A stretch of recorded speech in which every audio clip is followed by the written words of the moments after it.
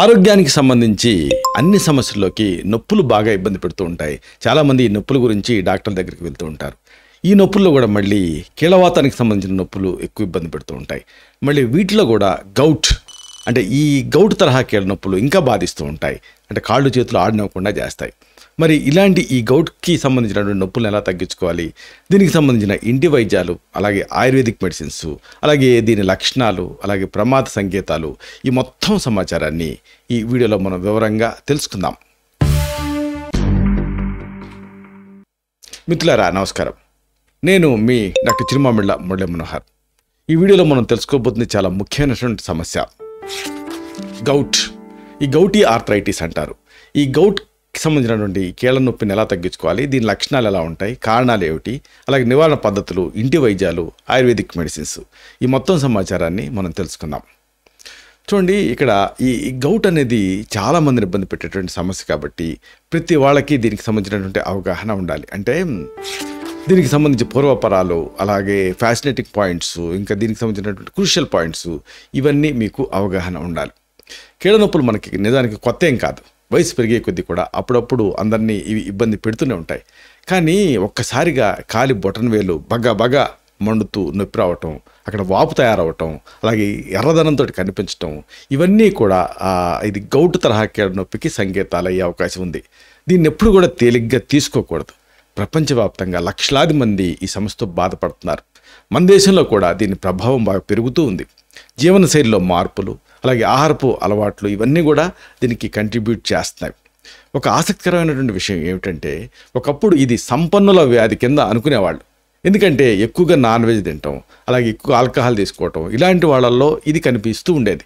కానీ ఇప్పుడు ఇది అందరిలోనూ కనిపిస్తూ ఉంది. ఎవరిలోనైనా ఇది వచ్చే రిస్క్ ఉంది.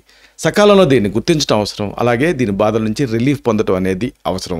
దీనికి మీకు ఆయుర్వేదం సహాయపడుతుంది. అలాగే ఇంకొకటి ఏమిటంటే, ఈ ముదిరిన కీళ్ళవాతం అడ్వాన్స్డ్ గౌట్లోకి దారితీస్తుంది. మూత్రపిండాల్లో రాళ్ళకు కూడా దారితీస్తుంది. ట్రీట్మెంట్ ఇవ్వకపోతే అది చర్మం కింద యూరేట్ స్ఫటికాల నిక్షేపాలకి దారితీస్తుంది. దీన్ని టోఫీ అంటారు. ఈ టోఫీ మీ వేళ్ళు, చేతులు, పాదాలు, మోచేతులు, చీలమండలు, వాటి వెనక భాగంలో ఉండేటటువంటి ఎకిలిస్ టెండాను, ఇలాంటి ప్రాంతాలలో డెవలప్ అయ్యే అవకాశం ఉంటుంది. ఇలాంటి టోఫీ సాధారణంగా బాధాకరం కాదు, కానీ ఆ అటాక్ వచ్చినప్పుడు మాత్రం వాపు, నొప్పి ఇలాంటివి ఉంటుంటాయి. ఇక మూత్రపిండాల్లో రాళ్ళు కూడా తయారవుతాయి అనుకున్నాం కదా. ఈ గౌట్ వ్యాధి ఉన్నప్పుడు మూత్రనాళాలలో యూరేట్ స్ఫటికాలు పెరిగిపోయి మూత్రపిండాల్లో రాళ్ళకి కారణమవుతూ ఉంటాయి. మూత్రపిండాలలో రాళ్ల తాలూకు ప్రమాదాన్ని తగ్గించాలంటే ఇప్పుడు మనం చెప్పుకున్న ఈ గుగ్గిలు బేస్డ్ మెడిసిన్స్, గోక్షరాది గుగ్గులు, ఇలాంటివి సహాయపడతాయి. అయితే మరి ఈ గౌట్ వ్యాధిని ఎలా నిర్ధారించవచ్చు అంటే, దీనికి కొన్ని ఇన్వెస్టిగేషన్స్ మీకు సహాయపడతాయి. మామూలుగానే మీ లక్షణాలు, అలాగే ప్రభావితమైనటువంటి కీళ్ళు, దీన్ని చూసే ఆ కీళ్ళ గౌట్ వ్యాధిని నిర్ధారించడానికి అవకాశం ఉంటుంది. అయితే ఈ గౌట్ వ్యాధిని నిర్ధారించడానికి కొన్ని స్పెసిఫిక్ పరీక్షలు సహాయపడతాయి. ఉదాహరణకి ఏం పరీక్ష అంటే, మామూలు కీళ్ళ లోపల ద్రవం ఉంటుంది కదా, దాన్ని పరీక్ష చేయటం జాయింట్ ఫ్లూయిడ్ టెస్ట్ అంటారు. అంటే ఒక సూదిని ఉపయోగించి ఆ ప్రభావితమైనటువంటి కీళ్ళ నుంచి ద్రవాన్ని తీస్తారు. ఈ ద్రవాన్ని సూక్ష్మదర్శిని కింద పరిశీలించినప్పుడు యూరేట్ స్ఫటికాలు కనిపిస్తాయి. అలాగే మరొక ఇంపార్టెంట్ టెస్ట్ బ్లడ్ టెస్ట్. అంటే మీ రక్తంలో యూరిక్ యాసిడ్ స్థాయిల్ని కొలవటానికి ఈ రక్త పరీక్షని సూచించాల్సి ఉంటుంది. అయితే ఈ రక్త పరీక్ష ఫలితాలు ఒక్కోసారి తప్పుదోవ పట్టించేటువంటి అవకాశం ఉంటుంది.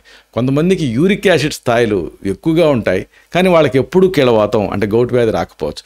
కొంతమందికి ఏమో కీళ్ళవాతం తాలూకు సంకేతాలు, లక్షణాలు టెస్టులలో మామూలుగా ఉంటాయి, కానీ విపరీతంగా బాధిస్తూ ఉంటాయి. అంటే రక్తంలో ఇవి మామూలుగానే ఉంటాయి. కాబట్టి క్లినికల్ సిమ్టమ్స్ని పోల్చి చూసుకొని ఈ టెస్ట్ని చూడాల్సి ఉంటుంది. అలాగే మరొకటి ఏంటంటే ఎక్స్రే ఇమేజింగ్. ఇది కూడా అంటే ఈ కీళ్ళు ఆ ఎక్స్రేలో చూసినప్పుడు వేరే ఇంకేమైనా కారణాలు కంట్రిబ్యూట్ చేస్తున్నాయి అనడానికి ఇది సహాయపడుతుంది. అలాగే మరొక టెస్ట్ ఏంటంటే అల్ట్రాసౌండ్. అంటే ఈ పరీక్ష కీళ్ళల్లో లేదా టోఫీలో యూరేట్ స్ఫటికాలు గుర్తుపట్టడానికి ఆ ధ్వని తరంగాల్ని ఉపయోగిస్తుంది. ఇది నాన్ ఇన్వేజివ్. అలాగే ఇంకొక రిలయబుల్ టెస్ట్ ఒకటి ఉంది. ఇదేంటంటే డ్యూయల్ ఎనర్జీ కంప్యూటరైజ్డ్ టోమోగ్రఫీ అంటారు. ఇది యూస్ఫుల్గా ఉంటుంది. ఈ పరీక్ష కీళ్ళల్లో యూరేట్ స్ఫటికాలని విజువల్గా చూడటానికి సహాయపడుతుంది. అంటే రకరకాల కోణాలలో ఎక్స్రేలు తీసి ఆ అన్నిటినీ కంబైన్ చేసి అప్పుడు ఇది ఫైనల్ రిజల్ట్ ఇస్తుంది. అయితే మరి ఈ గౌట్ అటాక్స్ రాకుండా ఉండాలంటే ఏం చేయాలి? జీవనశైలి ఇక కొన్ని మార్పులు చేసుకోవాలి. అలాగే హోమ్ రెమెడీస్ కూడా మీకు యూస్ఫుల్ ఉంటాయి. అంటే కీళ్ళవాతం దాడుల్ని మీరు తగ్గించుకోవాలంటే, రిపీటెడ్గా ఇవి రాకుండా ఉండాలంటే మందులు మనం చెప్పుకున్నట్టుగా వాడుకోబోతున్నాం. కానీ వాటికంటే లైఫ్ స్టైల్ మోడిఫికేషన్స్ అనేది చాలా ముఖ్యం. ముఖ్యంగా ఆరోగ్యకరమైన పానీయాలని మీరు ఎంచుకోవాలి. అంటే ఆల్కహాల్ అనుకున్నాం కదా, బీర్ అని, దాని బదులు దాని ఆల్టర్నేటివ్స్ ఎంచుకోవాలి. అలాగే ఫ్రూట్ జ్యూస్లు కూడా తీసుకోకూడదు. ఫ్రక్టోస్తో చేసినటువంటి ఆ పానీయాల్ని రెస్ట్రిక్ట్ చేయాలి. బదులుగా చక్కగా మజ్జిగ తాగొచ్చు. అలాగే ఒకవేళ ఆల్కహాల్ తీసుకోవాల్సి వస్తే ఆల్కహాల్ కాకుండా ఉండేటువంటి నాన్ ఆల్కహాలిక్ డ్రింక్స్కి ప్రాధాన్యత ఇవ్వాలి. ఇక నాన్ వెజిటేరియన్స్, ప్యూరెన్స్ ఎక్కువగా ఉండేటువంటి ఆహారాలను మానేయాలి, చాలా ముఖ్యం. ముఖ్యంగా రెడ్ మీట్, అలాగే వాటిలో కూడా మళ్ళీ కాలేయం ఇలాంటి ఆర్గాన్ మీట్స్ తోటి ఇబ్బంది ఎక్కువ, ప్యూరెన్స్ ఎక్కువ ఉంటాయి. కాబట్టి ప్యూరెన్స్ ఎక్కువ ఉండేటువంటి సీ ఫుడ్ని కూడా అవాయిడ్ చేయాలి. ఇది కూడా చాలా ముఖ్యం. కీళ్ళవాతానికి ఇక ఒక్కొక్కసారి అయితే ఈ పల్సెస్ అంటే కందిపప్పు, పెసరపప్పు, రాజ్మా, చనా కూడా కంట్రిబ్యూట్ చేస్తూ ఉంటాయి. కాబట్టి అలాంటి ప్రోటీన్స్తో కూడా జాగ్రత్తగా ఉండాలి. మరి ప్రోటీన్ అందాలంటే ఏం చేయాలి అంటే కొవ్వు తక్కువ ఉండేటటువంటి పాలని ఎంచుకోవచ్చు. అయితే అతి ముఖ్యమైనది ఏంటంటే క్రమం తప్పకుండా ఎక్సర్సైజ్ చేస్తూ బరువు తగ్గించుకోవడం అనేది గౌట్ అటాక్స్ని ప్రివెంట్ చేస్తుంది. మీ శరీరాన్ని ఆరోగ్యకరమైన బరువులో ఉంచుకోవాలి. దీంతో కీళ్ళవాతం వచ్చేటువంటి రిస్క్ తగ్గుతుంది. నడవండి, సైకిల్ తొక్కండి, ఈత కొట్టండి. ఇలాగా హై అంటే లో ఇంపాక్ట్ ఎక్సర్సైజ్ అంటారు, కీళ్ళ మీద తక్కువ ఇంపాక్ట్ చూపించేటువంటి ఎక్సర్సైజ్ ఏదన్నా చేయండి. ఇది మీ కీళ్ళని రక్షిస్తాయి. కాబట్టి ఈ విషయాన్ని మీరు గుర్తుంచుకోవడం ద్వారా మీరు ఆ కీళ్ళవాతం తాలూకు దాడుల్ని ప్రివెంట్ చేయొచ్చు, హెల్దీ లైఫ్ స్టైల్ని మీరు లీడ్ చేయొచ్చు. అయితే ఇది ఇలాగే ఉంటే ఏం చేయాలి? దీనికి life long analgesics, pain killers వాడాలా అంటే కాదు, ప్రత్యామ్నాయాలు ఉన్నాయి. దీని ఆయుర్వేదంలో వాతరక్తం అన్నాం కదా, దీనికి సంబంధించినటువంటి అనేక ఔషధాలు ఉన్నాయి. వీటిని మీకు ప్రిస్క్రైబ్ చేయాల్సి ఉంటుంది. ఇవి రకరకాల ఫామ్స్లో ప్రిస్క్రైబ్ చేస్తూ ఉంటాం. ఉదాహరణకు మాత్రలు, వడ్డీ అంటాం. మాత్రలు ఏమిటి? ఉదాహరణకు రుమాలయ అనే కంపెనీ ఒక మెడిసిన్ తయారు చేస్తుంది. ఇదేంటంటే రుమాలయ ట్యాబ్లెట్స్ అనే దాన్ని తయారు చేస్తుంది. దీన్ని పూటకి 2 మాత్రలు చొప్పున రోజుకి 2 సార్లు ప్రిస్క్రైబ్ చేస్తూ ఉంటాం. అలాగే గౌటెక్స్ అనేటటువంటి ట్యాబ్లెట్ కూడా యూస్ఫుల్గా ఉంటుంది. అలాగే ఆర్నోపెన్ అనేది కూడా సజెస్ట్ చేస్తూ ఉంటాం. అలాగే చెప్పుకున్నాం కదా, ఇన్ఫ్లమేషన్ తగ్గించడానికి గోక్షాది గుగ్గులు అనే ట్యాబ్లెట్ ప్రిస్క్రైబ్ చేస్తూ ఉంటాం. పూటకి 2 మాత్రలు చొప్పున రోజుకి 2 సార్లు. అలాగే దీనికి సంబంధించి కొన్ని పొడులు అంటే చూర్ణాలు కూడా యూస్ఫుల్గా ఉంటాయి. ఉదాహరణకు పథ్యాచూర్ణం అంటే కరక్కాయ పొడి, దీన్ని రోజుకి 2 సార్లు పూటకి 5 గ్రాముల చొప్పున ప్రిస్క్రైబ్ చేస్తూ ఉంటాం.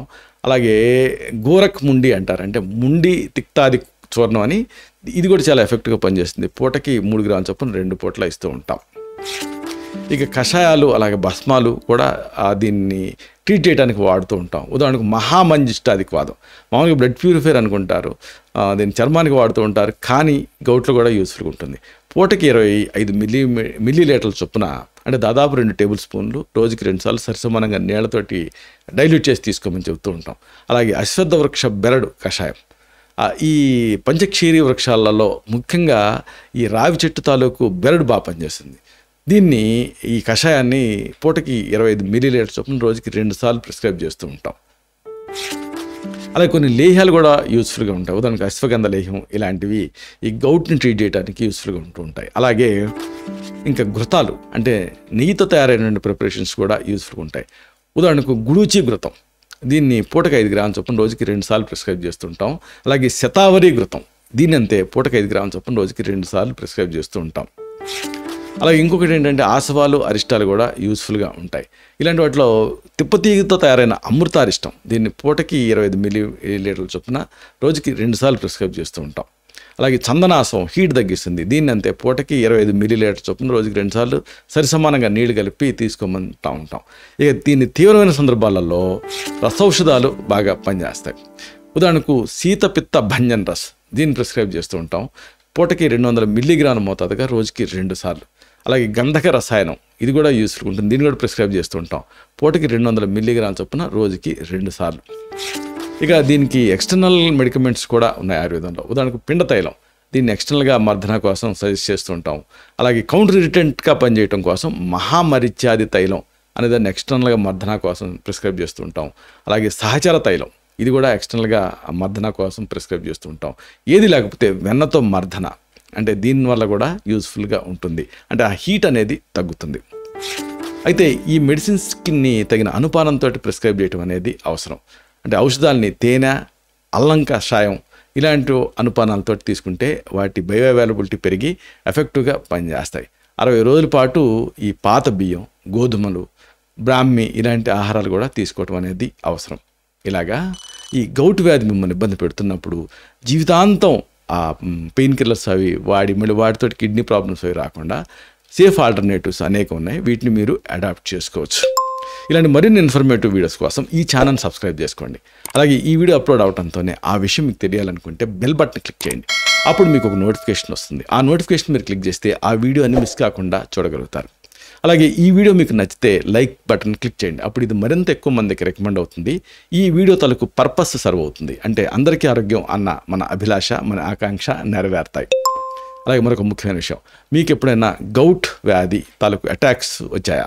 మీరు రికరెంట్గా సఫర్ అవుతూ ఉంటారా? అప్పుడు మీరు ఏం మందులు వాడుతున్నారు? మీరు ఎన్ని రోజులకు ఒకసారి దీని అటాక్స్ని చవి చూస్తున్నారు? ఎంతకాలం నుంచి మీకు ఈ సమస్య ఉంది? ఆయుర్వేదం ఎప్పుడన్నా వాడారా? మీకు దీనివల్ల ఉపయోగం జరిగిందా? ఇలాంటి మీ అనుభవాల్ని కామెంట్ సెక్షన్లో పోస్ట్ చేయండి. అప్పుడు ఇది మన తోటి సబ్స్క్రైబర్స్కి ఉపయోగపడుతుంది. ఒక ఫస్ట్ హ్యాండ్ ఇన్ఫర్మేషన్ లాగా ఉంటుంది. అన్నిటికీ మించి దీంతో ఒక హెల్దీ కమ్యూనిటీ బిల్డప్ అవుతుంది. శతం జీవ శరదో వర్ధమానః, శతం హేమంతాన్ శతం వసంతాన్.